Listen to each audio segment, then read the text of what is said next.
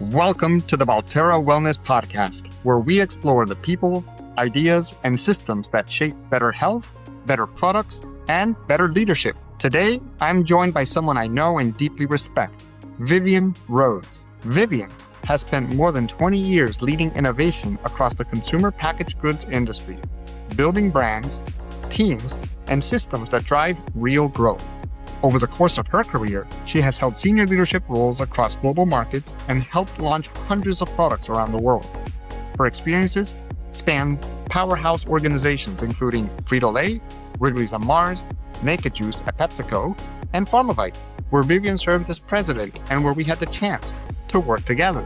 Vivian is the founder of Roads to Growth, where she helps purpose-driven CPG organizations build high-performing innovation engines that improve speed to market and drive sustainable growth. And one of the things I especially appreciate about Vivian's perspective is that she understands high performance is not just about strategy or process. It's also about leadership, team culture, and building an environment where innovation can actually thrive. In this episode, we're diving into Vivian's innovation engine model, what separates high-performing innovation organizations from the rest, and how leaders can create the kind of teams and systems that move ideas forward without burning people out. Vivian, it is so nice to have you here today. One of the first questions I had for you actually is a personal question. You have a Brazilian background. What are some of your favorite Brazilian foods that you'd like to enjoy? Oh, yes. Thanks for having me here, Jose. Certainly my favorite foods, I think there are two that you probably would know. Okay. One is pão de queijo, the Brazilian cheese bread, and a lot of people learn when they go to the steakhouses, the fogo show. That's And right. I love that, and we have that in our house. And every time I host people, we serve that for sure. And the other one is one that bleeds into the area that we talk about is acai. Açaí. I love a good Fantastic. acai. Acai here in the US is pretty good, but in Brazil it's even better. I can imagine, And yes. certainly it is a very nice, functional food, but delicious at the same time. That's right. I have 4 kids. 3 of them are girls, and the 3 girls just love acai bowls from a place called Pressed. I don't know if you have Pressed in your area, but it's delicious acai bowls apparently because I don't eat them, but they go nuts for acai bowl. Oh, yeah, it's so delicious. It's refreshing, it's sweet. But one thing that people usually do not know is that acai in Brazil, it really took hold with the surfers. And that's where it started. It was like, and full of caffeine. Oh, I So didn't know that. full of guaraná mixed in. Uh-huh. Here in the West, they don't often put guaraná, but the guaraná powder mixed with acai Yes, is what would be fuel for exercising, for that's right. surfing. You know, that's funny you mentioned guaraná. We use that a lot in beverages, but ironically, I haven't seen it a lot in supplements. Have you come across some guaraná supplements and natural caffeine type of style in any of your endeavors or Yeah, no? it's interesting. No, it's in Right? Brazil. In Brazil, I grew up Uh-huh. taking guaraná to go through college. That's Frankly, right. this was the Red The Bull energy. That's right. That's right. of the Amazon. So yeah, it's in Brazil. I grew up, and you have a powder, and you mix up in things. But yeah, I never really made it here. Yeah, Guaraná is also the number one Brazilian soda. The that's competitor right. to Coke and Pepsi in Brazil is Guaraná. Yes, In that's a right. green can. If you see any Brazilian supermarket, you're gonna see that. And Yes, and that's the the little fruits in front of it. They look like really red balls, and that's guaraná. you know, I remember it because I worked at PepsiCo similar to you. You worked right at Frito-Lay. I worked in the beverage side of things, and I remember I had to develop against that soda. Oh, And yes, I whew, bet. it was It's an a acquired unique taste. taste. It's an I acquired taste. love I love that every time you're like, oh my God, this is Brazilian. And, oh, That's right. smile. What is this? Yeah, yeah, it's an acquired taste. Yes. And, I guess another question I have then is there an opportunity in the supplement space for something with guarana, or acai and guarana or something like that? Do you think there's opportunity in there for a potential product? Not that I have any in mind yet, but I think it could be an opportunity that could be hot. Well, in energy is hot, right? So it's Yes. certainly Mm, yerba mate is the mm, one that is being mm. used a lot now in beverage, right? It Yes. has a little Mm. bitterness.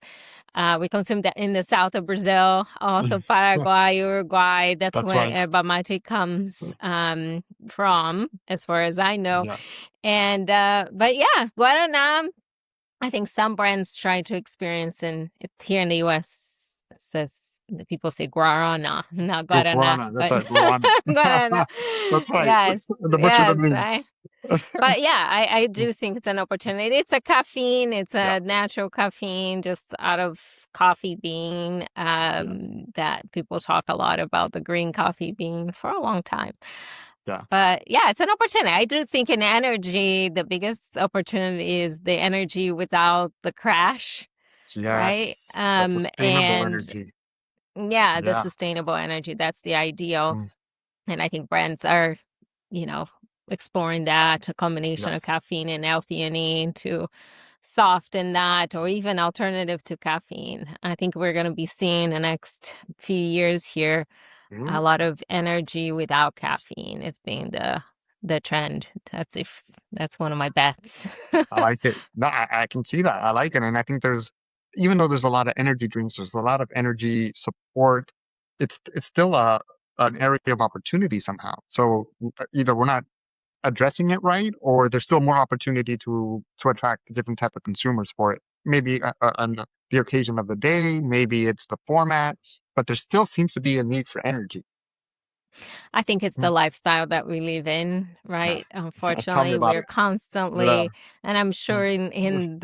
in the books of leadership, you hear a lot about energy management as being the Yes. secret of life and That's right. That's productivity, right. and having the right amount of energy. Is it a focused energy? Is it a high Yes. exercise energy? Is it Mm. a calm energy modulation, and especially in beverages, is a big thing. That's right. And yeah, I think it's related to the lifestyles that we live with. Stress, our nervous Agreed. system is Agreed. constantly exposed to so many things and triggered. And how do you modulate your energy? That's right. And in one of the previous episodes, I went into how caffeine for me still comes from coffee. It's still coffee is like the for me the top choice when it comes to energy management, and there's something to be said about that, but there's also an opportunity there for the industry, the supplement industry specifically, to kind of what would be the coffee substitute for someone who's accustomed to coffee. That's a difficult one because to me coffee is attached to a feeling, it's attached to a culture, it's attached to a level of emotion that is very difficult to replace with a supplement specifically. Maybe you can replace it with a beverage, maybe, but from a supplement standpoint, it's kind of hard.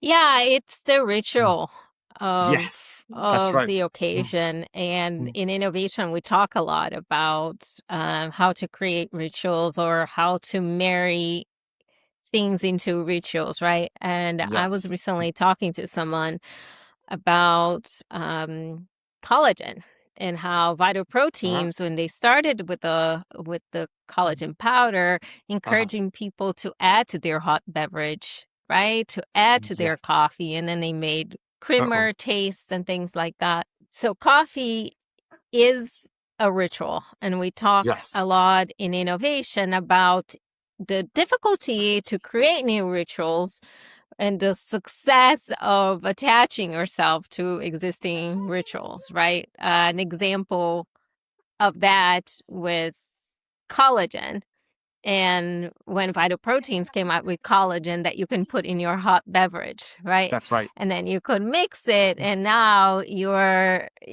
enhancing a ritual that you already have, making you feel even more um even happier, right, for Yeah. putting something good in your coffee, I but like it. not substituting. But I do think that rice, for example, with mushroom, and for some, even the matcha ritual, right, Matcha, of the yes. blending, getting into that morning occasion, delivering energy from different sources certainly is a big opportunity. Even though at Expo Yes. West, I don't think I have ever seen so much coffee in an Expo West before. This year, there was Interesting. just so much coffee. Origin of Uh-huh. coffee, taste of coffee, functionality of coffee. Mm, It was, coffee is not dead for sure. wow. Amazing. Okay. I didn't know that. I've seen some summaries of Expo West, and coffee didn't make it to the summaries, but maybe it's because they're so used to it, right? Um, Yes, but yes, there's so much. yeah. Eric, before we jump into some industry related questions, any questions for Vivian based on her background and a little bit about what you've heard? How effective is collagen in a drink? As long as you're putting the amount of collagen and the right collagen, Exactly. right? The efficacy on collagen is that there are a lot of collagens out there that do not, are proven to provide any benefit. So the important part is getting the right collagen and the right amount. And as far as I Yes. know, it works. Jose, you're the specialist Yes. from a food That's science right. to know efficacy, if temperature impacts collagen or not. Fantastic question, Eric, and I agree 100% with Vivian's answer. It depends on the collagen, right? There's 4 types of collagen, and the dose for each is different. So the efficacious dose. So you have to understand efficacy of the blend or the actual collagen type that you're using and for what. Because some collagens are used for certain benefits, some other collagens are for other benefits. So the answer is yes, they're efficacious, but it depends for what, and it depends on what dose. So, you have to know, and that's where the consumers get confused, right? Because they'll take a collagen thinking, well, I'm taking collagen, but they don't understand the nuance between some of the forms or some of the types. And that's where, we'll get into Balterra in a second, but we want to bring that clarity, that transparency, and that education so that when you make a choice, you're actually making a choice that works for what you want it to work for. It'll work for something, just maybe not what you think it's working for what you're taking it. Yeah, and you Mm, bring up a good point. I think collagen is a great example, especially if you go to Amazon and you order mhm, collagen from a company, from and anywhere. often Mhm. collagen has been about the grams that you get. So consumers Yes. think the Mm, more grams, the mm, better. But it's not mm, necessarily the case. mhm. It is whether or not that collagen has been studied to provide what type of benefit, right? Collagen, I would say Yes. there's 2 types of consumers that came to collagen. One is the one looking for joint benefit, and the other one for beauty.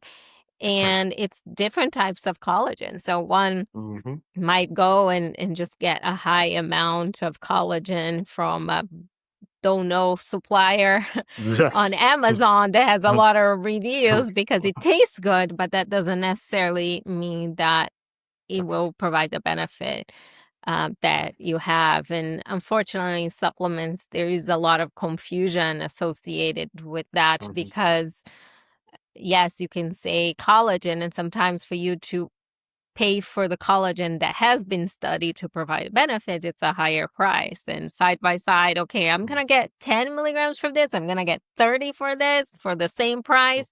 People might choose the 30 milligrams while it is the 10 that has Yes. been studied for that specific type of collagen. This episode of the Balterra Wellness Podcast is brought to you by Balterra Incorporated, bringing trust back into the supplement space. Remember, stay balanced, stay clear. Now back to our show. Oh, you hit the nail on the head, Vivian. That's exactly what we're trying to educate for, and it's difficult because there's so much science, there's so many supplements. It's very difficult to kind of help steer consumers, especially new ones Yes. that haven't been part of the supplement space before. So that actually leads nicely into, and one of the questions I've consistently asked, what is your feeling of how the supplement space has addressed or hasn't addressed consumer needs for supplement intake? So as you look at solutions that you've provided in your past at the different companies that you've worked for, has the industry stepped it up and been able to, in your opinion, help consumers understand supplements better? And if so, is there still a way to go? How do you see the state of the industry in 2026? Are we in a good spot, in a medium spot, or in a bad spot, and we need to do a lot better? Like, so from your perspective and your ability to kind of see from a broader standpoint, do you see that that the industry is doing a good job, or do you see opportunity, or both? Yeah, as being an innovation person, I always see opportunity for improvement. So I'm Same always here. looking at the gaps. And but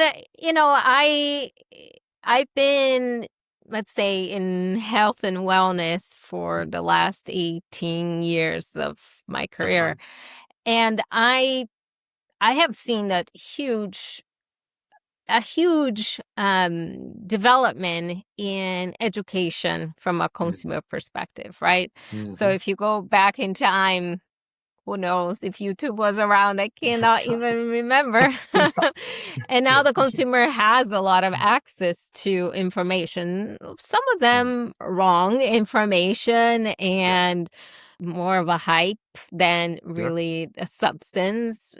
But at the same time, I do think that consumers are more vested into their health, especially I That's think right. after COVID, and are looking for things that can make a measurable impact in their lives.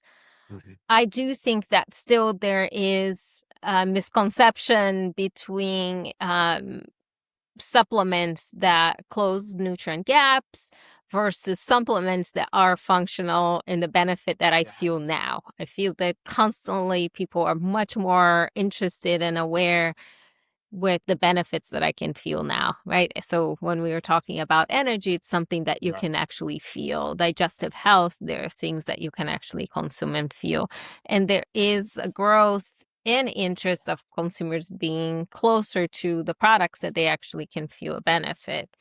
While sometimes they might be experiencing a nutrient gap that they're not aware of, and they're not focusing on those single nutrients, right? Yes. I'm not the nutrition scientist of it all, but I do know that still there's a lot of pixie dusting in the supplement industry, and that is then that's the issue, right? Because then people do not feel a benefit and are consuming gummies like candy that do not have the ultimate benefit for overall health.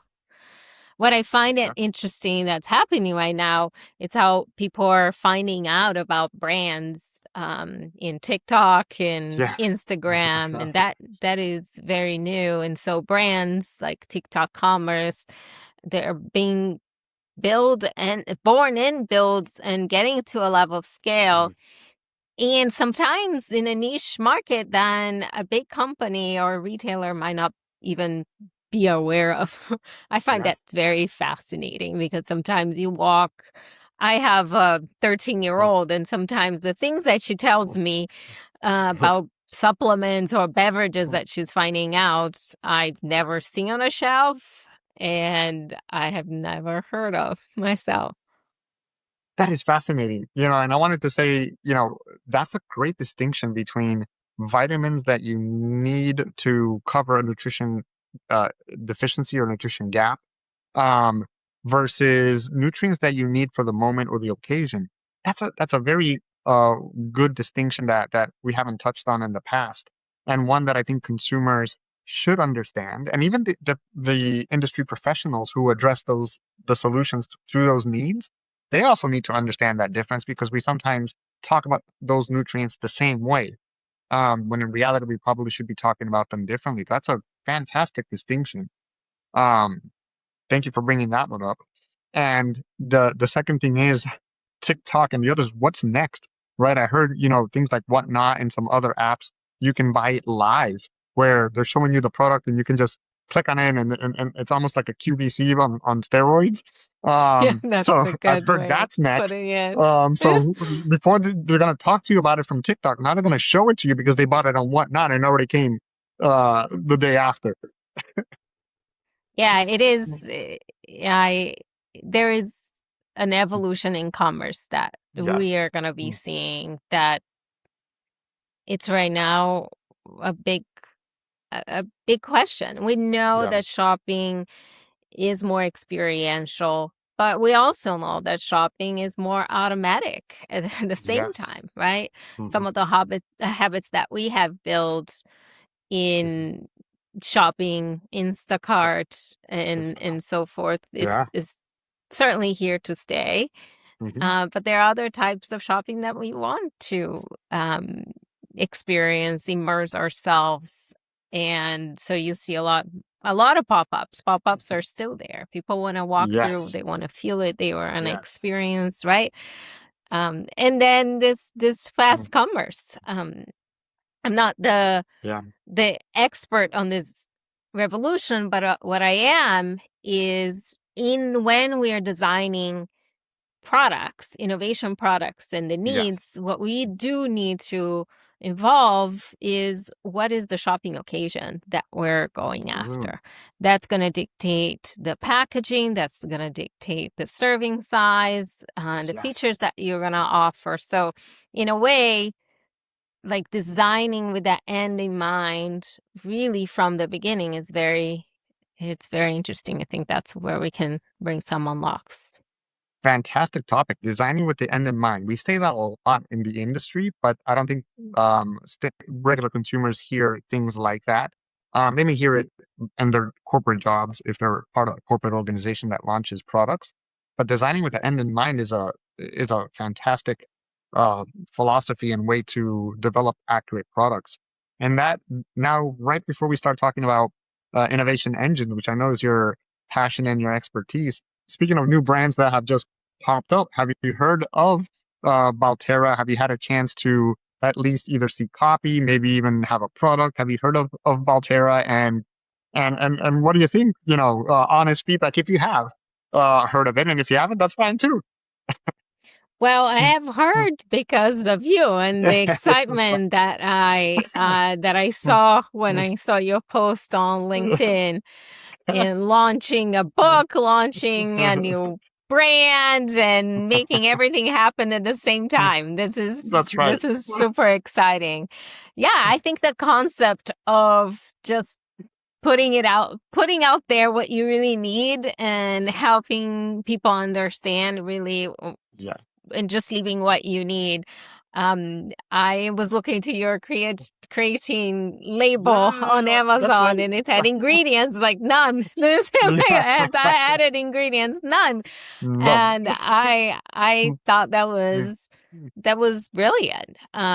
Like ultimately, what are the supplements? What are the things Yeah. that we can be super transparent and just put out there what people need? And I don't know that the consumer really understands why That's right. supplements has other things in it, Yeah. usually. So I want to, Yeah.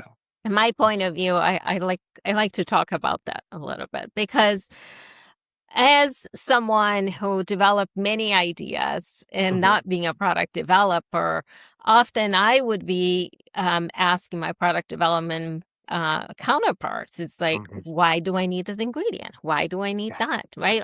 We always want to develop that short list of ingredients. Yes. And I have Mhm. I have an example of that. I worked in the pretzel. I work in the food industry too, and we're developing a pretzel. And I remember in the ingredient it was inverted sugar. I'm like, what is the What is inverted that? sugar? Is it salt? You're like, what is this, right? But it was in the ingredient. And yes, it's a way of delivering the sweetness, but it's a way of processing as well. Yes. And the part that we don't understand in the packaged goods industry is the idea that you're making something that you can manufacture it, you can reproduce it, you can keep the quality, you can keep that shelf life. And therefore, then stuff gets added into that. Yes. Sometimes that stuff doesn't matter from a health perspective. It might be even a food that in a label gets called something else. And you're like, oh, this is calcium. Oh, like, why don't you just say it's calcium? Or that, or that's vitamin C. Like, do you really need to put this? But other times they're not. Other times things are added as a bulking agent, something to gain volume. So because consumers, when they go shop, if I can develop my active ingredient in this, but consumers are used to buying this, sometimes the industry ends up putting this with a bunch of bulk stuff because consumers are not going to value the concentrate. And that's where education really, what consumer believes they want and actually what they want, it gets into conflict. So that's where you end up with long ingredient labels that sometimes if you take a step back and like what you're doing, Jose, is like taking a step back and say, okay, how can I deliver really what people need? And investing the education on why you don't get the other things rather than putting the other things because what other people are doing, what competitors are doing. Yeah, and it's hard, right? I think, taking a step back, making it simple is hard because the industry has set it up that way, not on purpose, not necessarily because they're trying to do something to make it difficult. It's just, it's like you properly articulated. There are reasons for all of those things, and taking a step back and challenging those reasons is kind of what's needed in a little bit of the trust realm. And if you want to trust brands and if you want to trust what you're taking, you need to kind of do a little bit of the harder work. And that's kind of what we're trying to do. But you brought me back to my old Pepsi days when you started talking about inverted sugar and some of those things because so what is inverted sugar, Jose? Tell us, what is inverted sugar? Right. So when you have regular sugar and you heat it and or add water to it, but more often both, you change the chemistry of it. So, sugar are carbohydrates. It's a carbohydrate. So you kind of change the percentages of the types of carbohydrates that are in there. And you start to what's called invert it into another type. So you almost sometimes make it more sweeter if there's more fructose, for example, right? So those ratios of sugar carbohydrates matter. And there's sugar, there's medium inverted sugar, and then there's fully inverted sugar. And then you have high fructose corn syrup. And then you have high fructose corn syrup 55% versus 42%. It is a lot. And for consumers to keep up, right, and to understand some of that, it gets hard. It gets very hard. Yes, I love that. But let's get into what you like to talk about and your passion, innovation models. So, maybe I'll start with either, tell us a little bit about what innovation models are, or tell us, from what you're trying to do today around innovation and how to improve innovation, why is it needed? Because I for one, believe innovation models should be a very important topic to talk about in many different companies. There's a lot of help that's needed. So from your standpoint, what are you seeing and what are you starting? Yes. So first I like to talk to people what is innovation, right? Because innovation is super used in everything. Anything is innovation. So in the context of innovation that we are talking about in the consumer packaged industry is a way of delivering growth for the organization. And the way of delivering growth tends to be with the creation of new products or new services or a combination of them. So when I talk about I work in CPG innovation, that is in the development of new products, new sources of revenue. And why does it matter? Why I'm so passionate about innovation? Actually, it's nothing to do with innovation per se in driving growth. While I believe that people delivering great value to consumers deserve to grow. Right. It is not about the money, in my view. That's right. It is about the impact. And I think there's Mhm. two levels of impact. One is the impact with the work that you do, right? Like you're developing something special. That's why I switched my career to health and wellness Yes. years ago, is because I wanted to make sure that the products that I was delivering, that I was helping unleash, were actually improving the health and well-being of people, of consumers, but of That's right. human beings ultimately.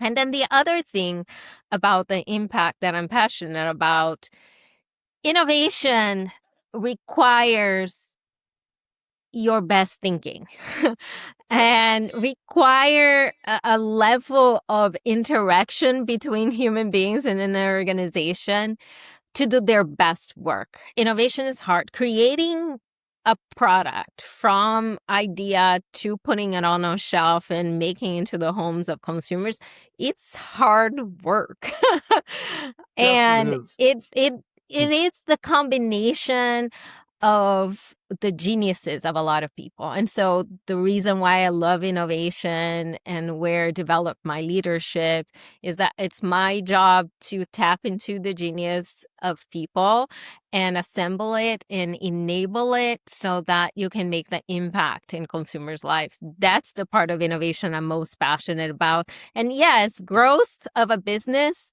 comes as a result if you do the job that you're supposed to be doing, which is to add value in the lives of And people. this episode of the Balterra Wellness Podcast is brought to you by Endless Thesis Holdings. Endless Thesis, where we publish exciting books like Beyond the Lab Coats.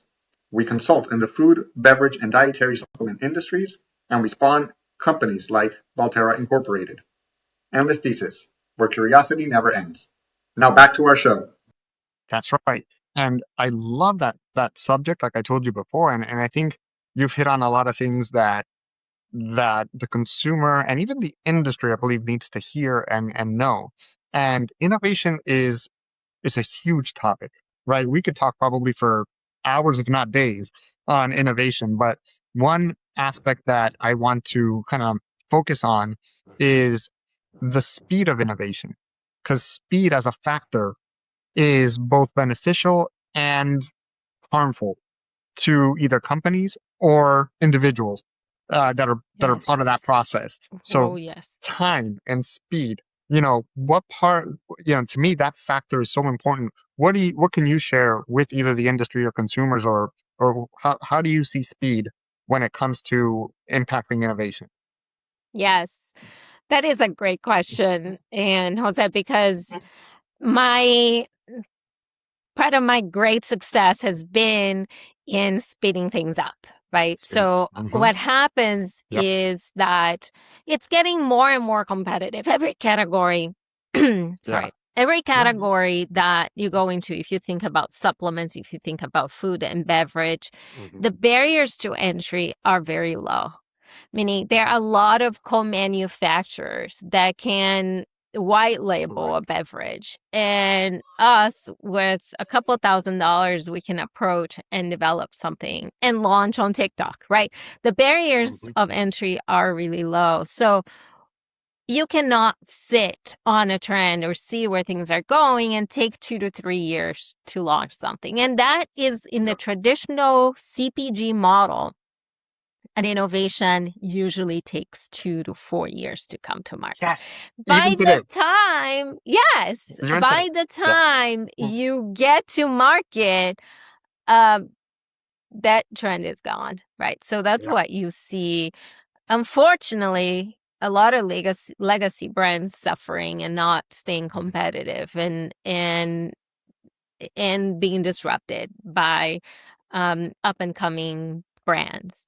And why I think it's unfortunate is because I do think that in legacy, you have a level of trust That's right. and discipline to be able to do things right.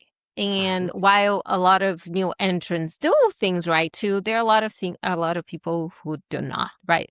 And so what's important in organization, more established organizations, to making sure that you're speeding it up, focusing on what's valuable versus on paradigms that you had before about how things are supposed to do. So I often go, and that's part of the work that I do, there's a little bit of breaking the pattern, right? And doing an audit to understanding where time is being sucked and or activities that are not happening that would enable for being better oriented to the consumer need, or sometimes even things that are not happening, discussions that are not happening, alignments that are not happening up front that then trickle down into time wasters throughout. So speed is really, it's the name of the game in a lot of sense. However, I think the other side of speed, and I think it's the side that you are referring to, man, people are burning out.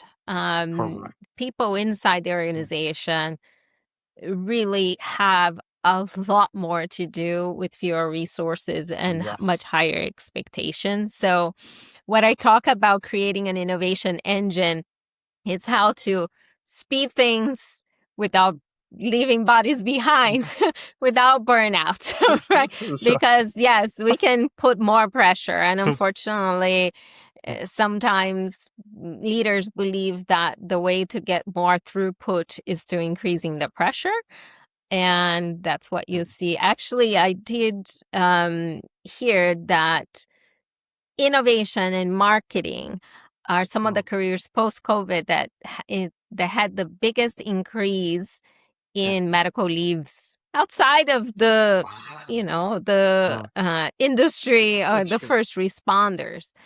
There is a huge rate of medical leaves and of burnouts post-COVID, and we really need to pay attention to that. Because I believe, Jose, and that's the more spiritual side of Vivian, that I do believe that when you create things, when you're well, especially in developing a well-being product, a well-being product by people who are well, you're able to think differently. Beautiful. You're able to create things from a different place than when you're fighting your own health and wellness at the same time.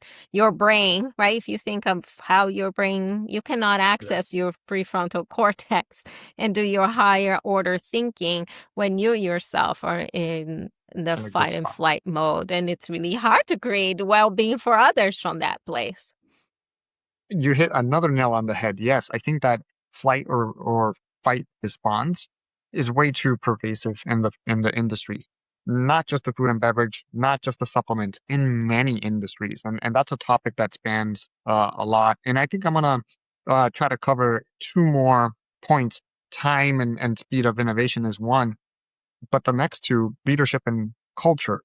So leadership, I'll start with that one because it's central to any strategy, to any culture, to any outcomes and execution is leadership. So, and I have my own experiences on what a good leader or a not so good leader could be or should be. But from your standpoint, as you help an organization launch products, get innovation out the door, how important is leadership? How do you see leadership, and how do you kind of help an organization understand that leadership is important to the outcome of that? Yeah, one thing that's very interesting, Jose, is that I started analyzing that even those leaders that we feel are spreading more stress in organizations, they themselves, they're not satisfied with that. Meaning we all have a vision of the leader that we would like to be. Yes. And even great people become leaders that are less than great. Yeah. And so, right? Because there's the environment and what you believe it's expected of you. And I remember a leader in a big organization came to me and I said, I understand this, meaning from a servant leadership and be able to connect. And she said, but when I go to my leadership team, there's no space for this conversation. Mm. There's no space. So Mhm. this is what I aim to create, is the space for the Love conversation. it. And what does that Mm. mean is it starts with clarity, really clarity on leadership and an alignment between the values that we have, which I often believe if you go down, we're human beings in a health and wellness industry. The values, the reason why we're Yes. there is the reason that we want to make an impact. We want to leave the world a better place. That's I'm right. yet to discover someone who's ill-intended Yeah. in being in that Doesn't want to industry. do that. Yeah. However, it gets Just clouded. It gets cluttered mm. when, and it's something that you talked about in your book. It's about the ego, right? Yes. And it gets clouded between self-preservation and things like that, so that your behaviors are not aligned with your values. And Yeah. that is ultimately what creates the opportunity for an organization to innovate, is Mm. when your values and your behaviors are not Mhm. aligned. That's what we That's see. That often the yeah. values are there. Let's spend the time to uncover what do we Yeah. prioritize, what do we value most, and Mm. ensuring that the behaviors are matched to that. And innovation, Mhm. it requires you to make big decisions on investment. It requires you to make trade-off Yep. conversations. It requires you to think about the team more than yourself. And that's when Yes. the ego gets R- muddied up in that, Yes. right? Mhm. And so that is the part that I started working. So I did throughout my career, the most recent degree certificate that I got was in leadership coaching, because I felt Mm. I was an intuitive leader. I wanted the Mm. tools to be able to help create and Yeah. turn well-intended people into actually living up the leadership that they intend to live, and so Right. they can Mm. support the team and can create the environment for innovation. That was a gold mine, Vivian. I think you again you bring up a lot of points that people know, but it's hard to execute on even though they know it. In that space that you talked about, that's so critical in your own personal lives. I've discovered it with my own kids. I have to give them that safety and that space to articulate their problems in order for me to then kind of come in and be able to manage it. And if you don't create that space, if you create a barrier, if you create, you put other things as more important than that space, you can't break through. And there's always that hesitation of others approaching you as a leader or you approaching a leader that just doesn't happen. And that's a shame because there are ways to fix that. Yes, and I ultimately I believe a transformation, when it's innovation or Yeah. any transformation that you want to create in an organization, Yep. uh, it's not just external, it's internal True. as well. Yes. You've been Mm. part of what existed before. If Yes. you want to see a Mm. transformation, it's not only about hiring the people externally with capabilities. It's not only about developing processes. It's about taking accountability on On what are ability. some of the behaviors that you had that you need to change. And this is the part that requires a level of humility and vulnerability to say, okay, I was part of that problem, right?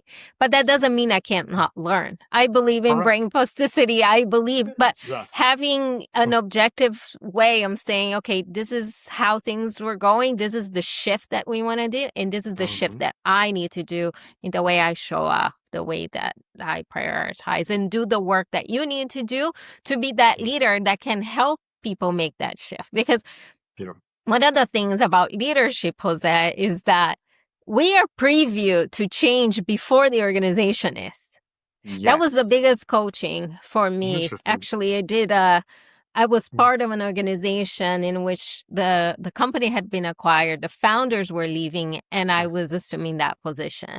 And I remember that was, within the organization, people joined a lot of it because of the purpose, but also because of the founders. Very charismatic, very powerful founders.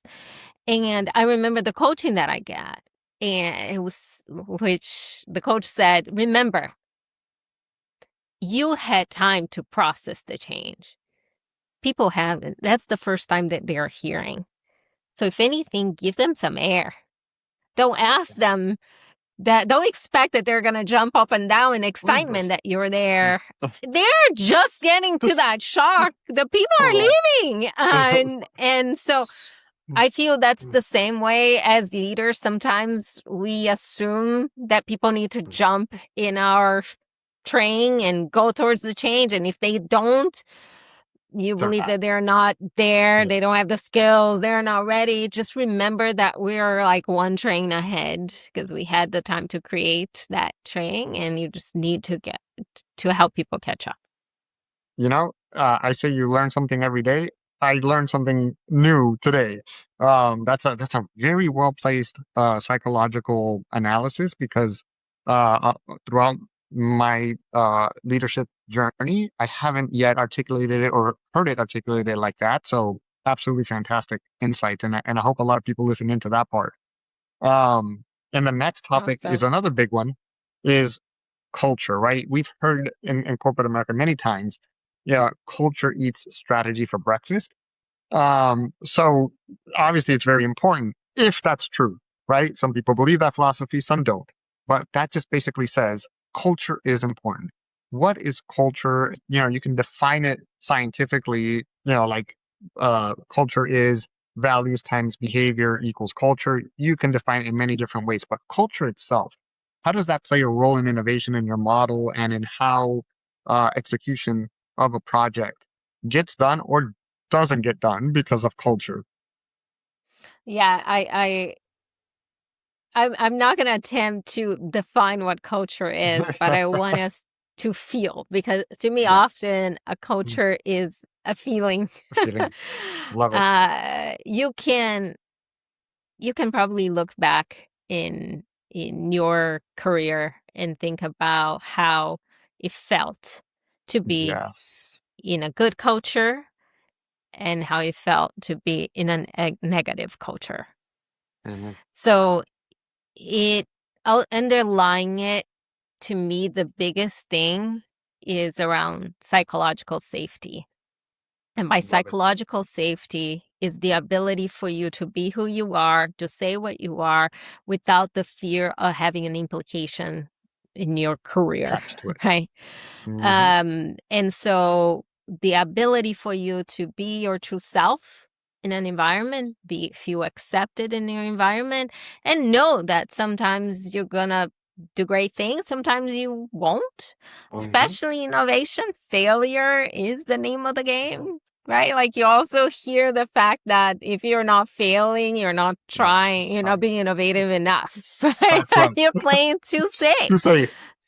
So failure is the name of the game. So do you have the environment? Do you have that feeling that this is embraced, this is understood, together with the expectations of high performance?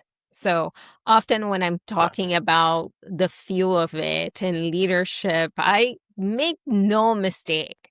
I believe that we find the most joy when we unleash our biggest potential to achieve and make an impact that's measurable, right? So that is part of culture. It's not about just being safe and we all kind of unicorns and rainbows and we hug and we love each other. We do this and we are meeting our goals, meaning we're exceeding our goals. We believe in the impact. We hear about the stories from the consumers that are loving the work that we do. And so the culture, to me, is there's this element of psychological safety and high performance. Love it. Absolutely love it again.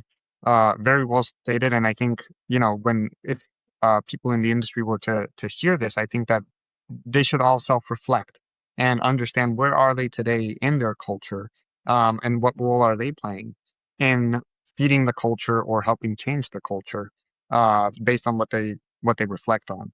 So, Yeah.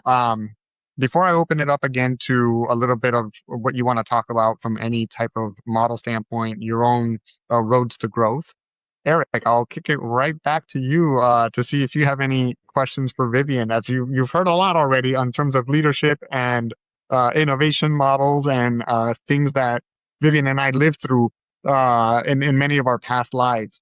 So, how about you, Eric? What questions do you have for Vivian? Engine. One more question, real Yeah. quick. How are you using AI? Are you using AI in innovation? Yes, I actually had a call this morning with another innovator, and we were talking about that. I think the way that I use AI, encourage use of AI, is to get educated really quickly about a space and develop great hypothesis. So, for example, in the development of an innovation strategy, the traditional way, you would go spend time with the consumer, you look into data to understand competitors and so forth.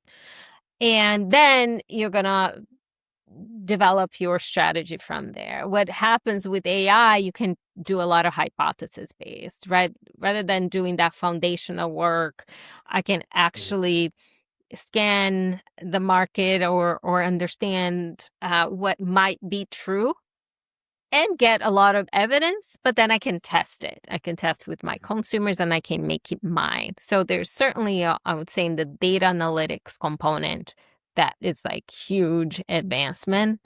In the creation of an actual idea, there are a lot of tools right now in ideation that you can use AI to ideate on ideas and concepts as well. And a lot of suppliers of consumer research use AI moderation, or just modeling and forecasting of data using AI models. So that is super integrated into that. The impact that it creates is that you can do research for a lot cheaper. And so then you can do more research, because in innovation, you want that touch base. So rather than, okay, I have $20,000, I used to do one study, now I can do 5. You should probably still do 5. You should do 5. Yes. It's a way for you to iterate, test, build, test, and iterate. Like, it's that journey of build, test, learn that AI allows you to do.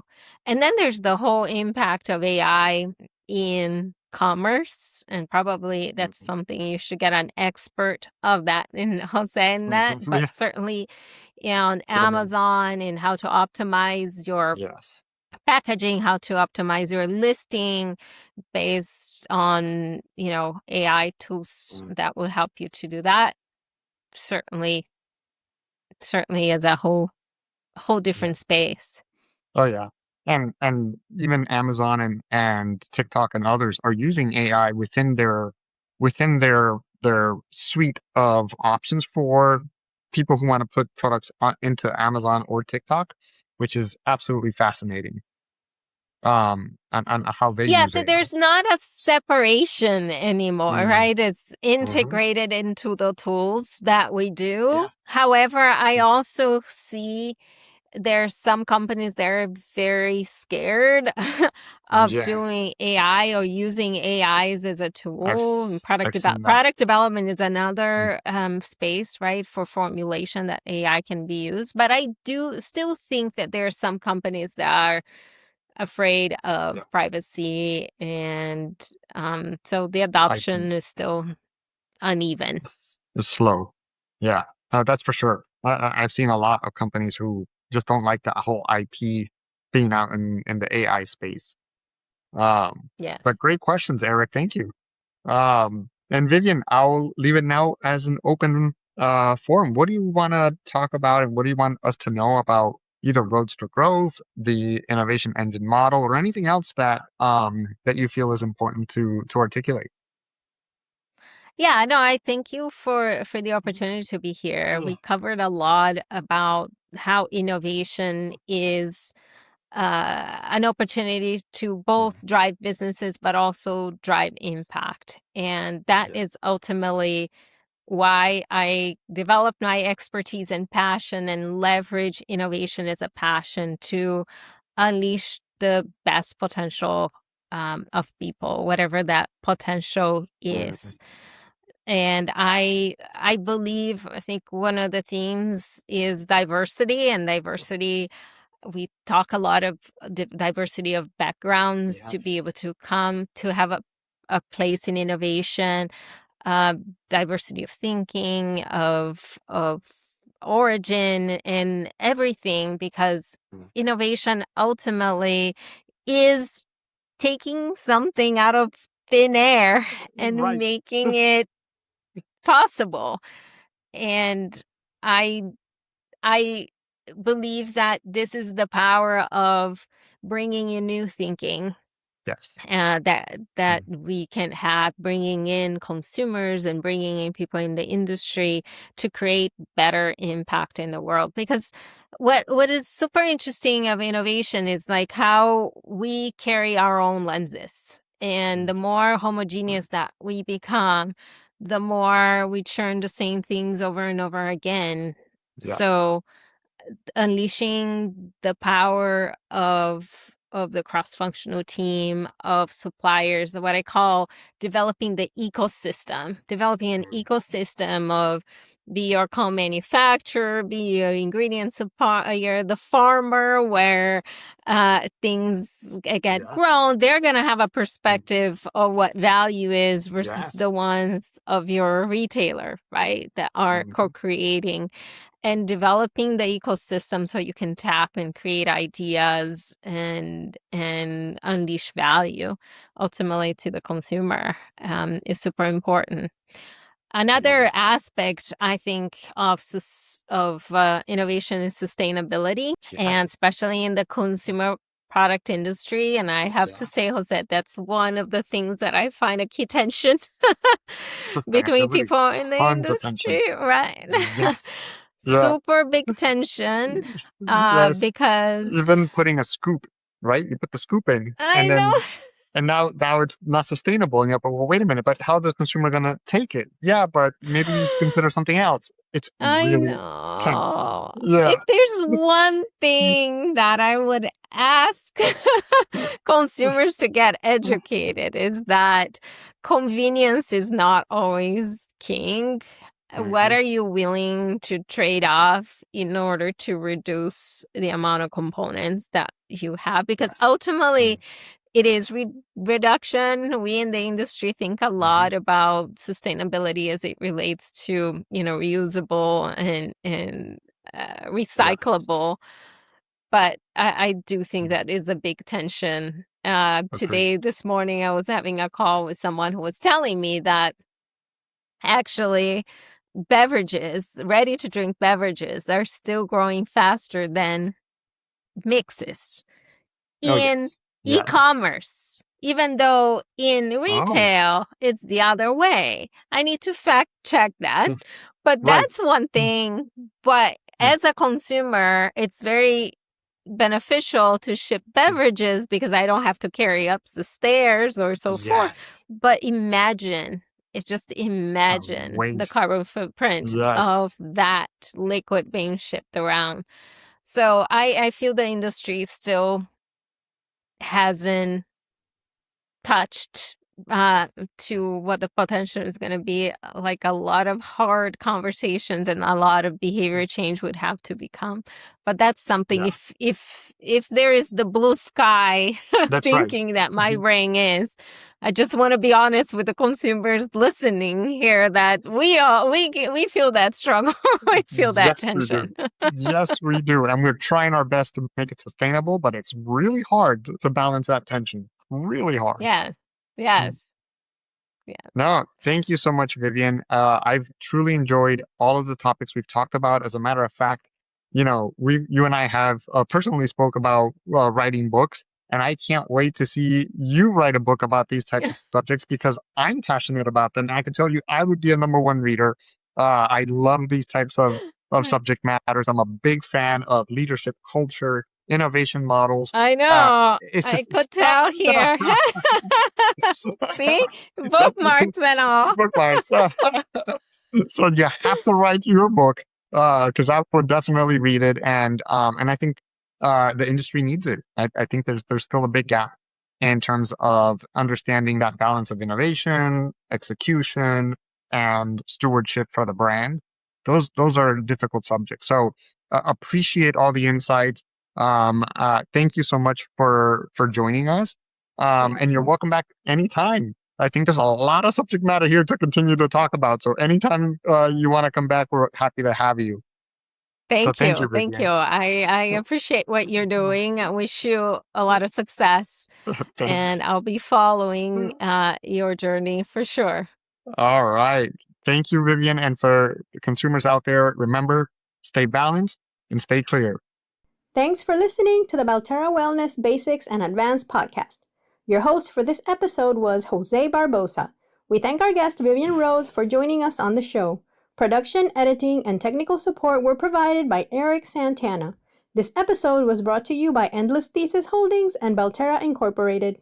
This podcast is for educational and informational purposes only and is not medical advice. Always consult a qualified healthcare professional regarding any health concerns or before starting any supplement, diet, or wellness program. These statements have not been evaluated by the Food and Drug Administration. This product is not intended to diagnose, treat, cure, or prevent any disease.